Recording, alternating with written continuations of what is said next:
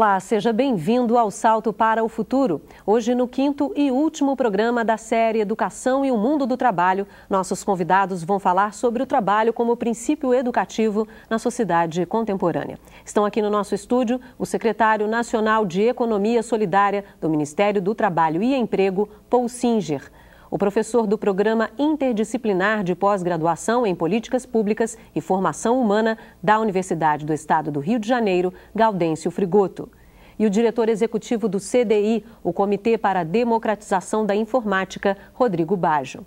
Você também pode participar do Salto ao vivo, veja como. Mande já a sua mensagem. Você pode participar do Salto ao vivo pelo telefone 0800 21 6689. Via internet, salto@tvebrasil.com.br ou ainda pelo fax. Disque o código da operadora, o DDD 21 e o número 2232-3271. Nosso fax e e-mail estão 24 horas à sua disposição. Você também pode entrar em contato conosco pela Caixa Postal 50050, CEP 20062-970. Envie suas perguntas, relate suas experiências. Participe! Bom, primeiro eu quero agradecer a presença de vocês no programa de hoje, começar pelo professor Paul Singer, que é economista, professor titular de macroeconomia da USP, atualmente está no Ministério do Trabalho e Emprego como titular da Secretaria Nacional de Economia Solidária. Gostaria que o senhor começasse então abordando o que é economia solidária, no que consiste a economia solidária e qual é o papel da Secretaria no desenvolvimento da economia solidária. A economia solidária é uma forma de organizar atividades econômicas em empreendimentos, em cooperativas ou associações que têm por característica a radical igualdade entre todos os participantes. Não há patrão e empregado, não há chefes subordinados, todos por igual administram as suas unidades, cada pessoa tem direito a um voto, muita assembleia. Quando há necessidade de ter encarregados de alguma coisa, eles são eleitos pelos demais e eles coordenam, mas não mandam. Ou seja, é uma forma completamente diferente da convencional de organizar atividades econômicas. No momento de grave crise do mundo do trabalho, como nós estamos passando no Brasil e em muitos outros países, com desemprego em massa e uma forte exclusão social, as pessoas têm grande dificuldade de achar algum trabalho que dê renda para eles. E aí, quando se associam, eles acabam criando economia solidária. A economia solidária é muito maior do que se imagina em nosso país. A Secretaria Nacional de Economia Solidária do Ministério do Trabalho está fazendo um mapeamento da economia solidária no país e encontrou mais de 20 mil empreendimentos de todos os tamanhos, desde gigantescos até muitas pequenas associações de pessoas, de recicladores de lixo, como nós vamos ver, de artesãos, de camponeses e assim por diante. Nós estamos calculando, o mapeamento não está completo ainda, que mais de 2 milhões de pessoas ganham a vida na economia solidária. Tá certo. Gostaria de passar agora para o professor Gaudêncio Frigoto. O senhor coordena um projeto de pesquisa sobre educação tecnológica e o ensino médio, concepções, sujeitos e a relação qualidade-quantidade. Como falar do trabalho, então, como princípio educativo diante de uma crise, dessa crise do emprego e também da precarização do trabalho? Sem dúvida, é muito difícil falar o trabalho como princípio educativo porque no senso comum tem se confundido muito a crise do emprego com a atividade criativa do próprio homem, transformando a natureza, matérias para a sua sobrevivência. A ideia fundamental do trabalho como princípio educativo é de que, como todo ser humano precisa comer, vestir-se, é um ser de necessidades, é fundamental que todos se socializem na ideia que o trabalho é um direito e é um dever. Mas o trabalho também tem uma dimensão pedagógica, no sentido de que o trabalho nos ajuda a conhecer, praticar. Então, são duas dimensões que, com a crise do desemprego, do emprego, e com o problema da precarização do trabalho, ficam tremendamente, digamos, mutiladas. Talvez nisso que nós ouvimos agora na exposição do professor Paul, a economia solidária possa nos dar algumas lições de como o trabalho pode ter essas duas dimensões, ser construtivo da vida do homem e ser também ele mesmo educativo. Tá certo. Rodrigo Baggio, como disse, diretor executivo, fundador do CDI, que é o Comitê para a Democratização da Informática, que é uma organização não governamental, presente em 19 estados brasileiros e também em outros países. Eu gostaria que você contasse um pouquinho essa história do CDI, como é que o CDI se organiza, qual é o trabalho do CDI e também por que é importante democratizar a tecnologia, as novas tecnologias, principalmente diante dessa crise de emprego. Bom, o CDI é a primeira ONG na área de inclusão digital na América Latina. Nós estamos comemorando esse ano 10 anos de existência. E a missão do CDI é promover a inclusão social através da inclusão digital, utilizando as tecnologias da informação e comunicação como ferramentas cidadãs para transformar vidas e desenvolver comunidades de baixa renda. E nós realizamos a nossa missão através das escolas de informática e cidadania, que são escolas informais que o CDI cria em parceria com organizações comunitárias que tenham credibilidade e idoneidade. Então, nesses 10 anos de existência, nós criamos 965 escolas de informática e cidadania, como foi dito, em 19 estados brasileiros e 9 países. E dessas escolas de informática e cidadania, nós temos como objetivo refletir sobre, fazer com que os usuários, as pessoas que trabalham conosco, nossos alunos, reflitam sobre a realidade da comunidade. E através do ensino da tecnologia, eles vão estar gerando alguma ação de intervenção, de impacto nessa comunidade.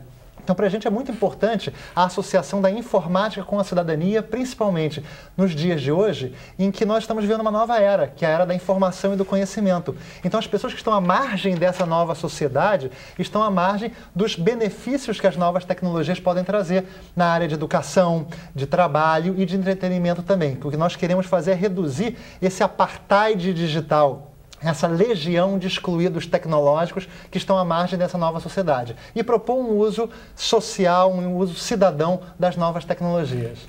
Tá certo. A primeira participação de hoje é do Luciano, do Tocantins. Oi, Luciano.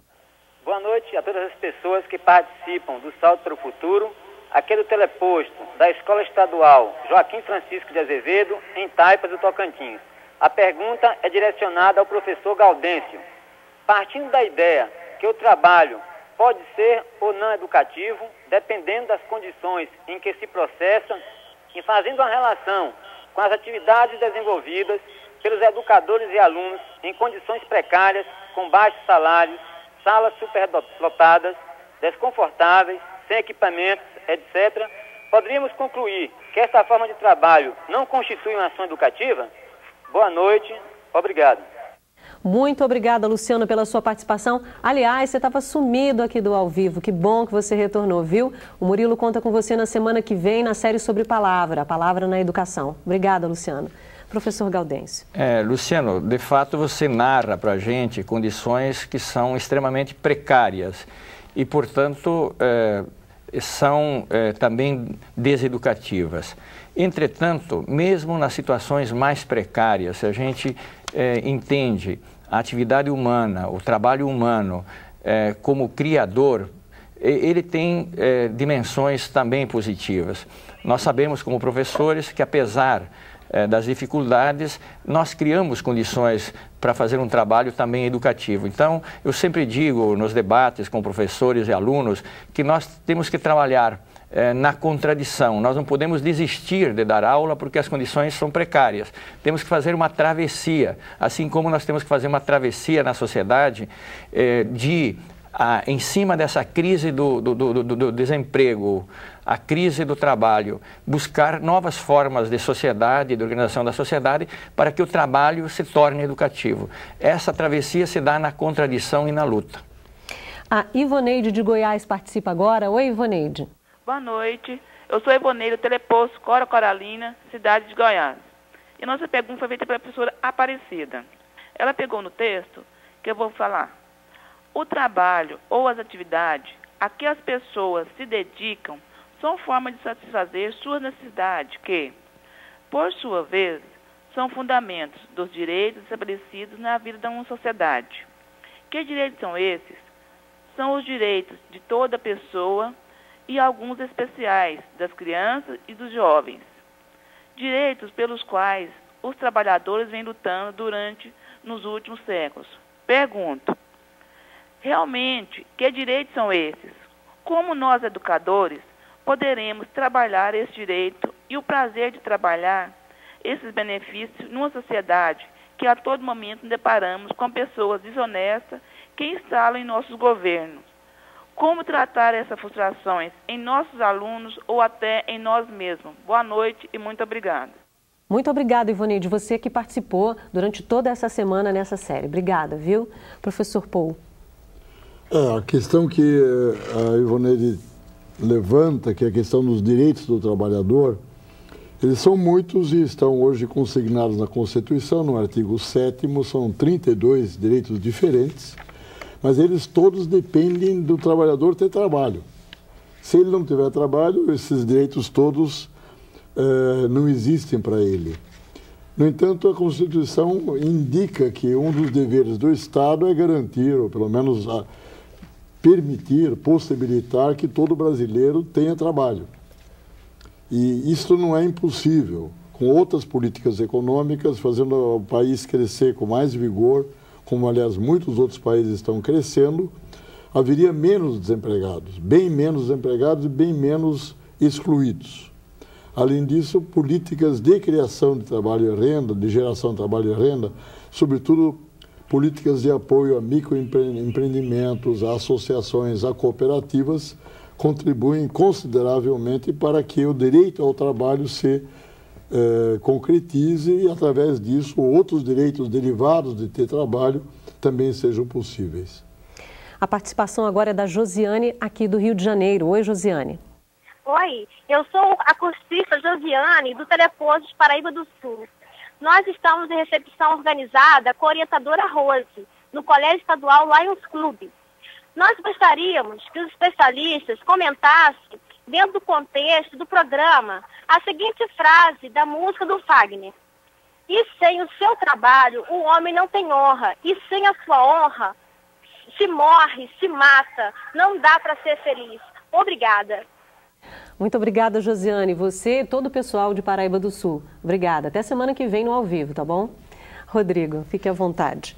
Quando a gente fala em trabalho, eu vejo que um grande desafio que a gente tem é que muitas pessoas, quando a gente fala em trabalho, pensam em emprego. E a questão do emprego é uma questão estrutural. Muito embora ONGs e a sociedade civil organizada, e empresas e governos busquem gerar novas posições de trabalho, essa é uma questão estrutural. Por isso eu aposto muito em ações pedagógicas que estimulam as pessoas de baixa renda a gerarem algum tipo de ação produtiva, né? A economia solidária. Então, por exemplo, a gente tem uma escola de informática e cidadania que fica a 800 quilômetros de Belém, capital do Pará. E nessa escola de informática e cidadania, os nossos alunos, num processo de reflexão sobre qual que é o desafio da comunidade que eles vivem, perceberam que o desafio era a questão do trabalho. Porque nessa cidade muito pequena, a prefeitura e o mercado eram responsáveis pelas posições de trabalho e as posições já estavam preenchidas. A partir dessa reflexão, a iniciativa gerada através da aplicação da proposta pedagógica do CDI, a proposta pedagógica do CDI, ela é inspirada na pedagogia, né, de Paulo Freire, fez com que os jovens se organizassem, percebessem que eles podiam fazer alguma coisa para transformar essa realidade. E eles criaram 3 microempresas dentro da Escola de Informática e Cidadania.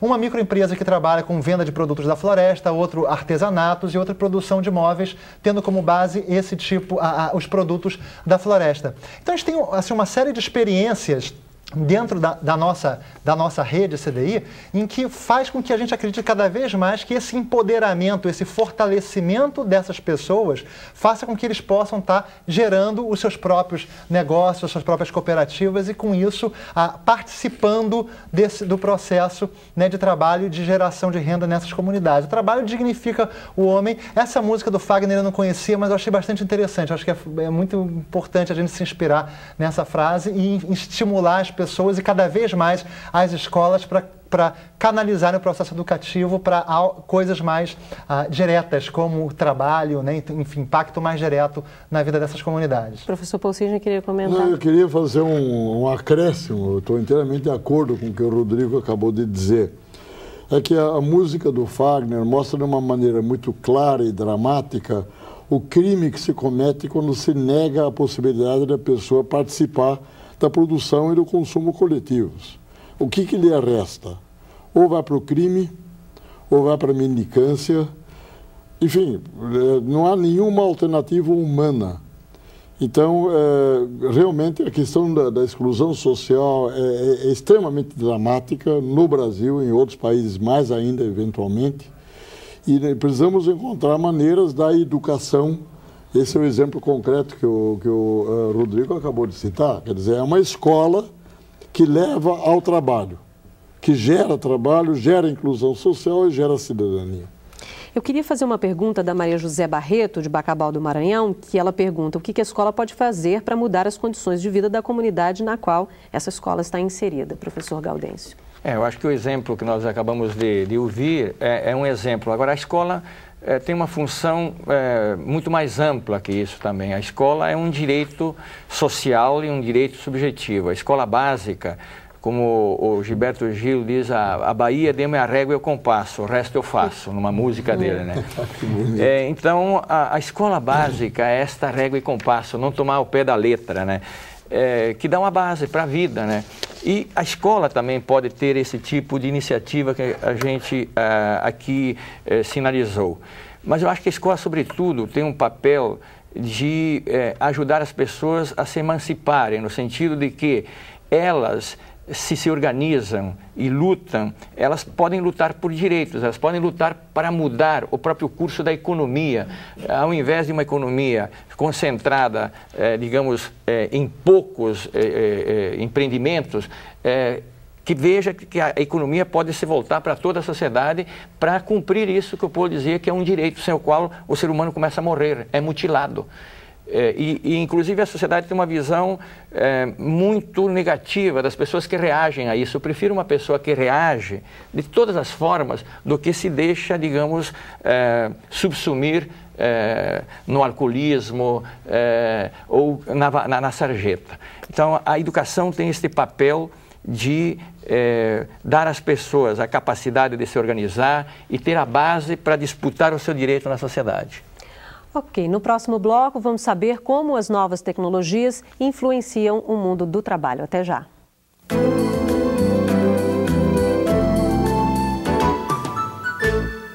No início do século XX, a cidade do Rio de Janeiro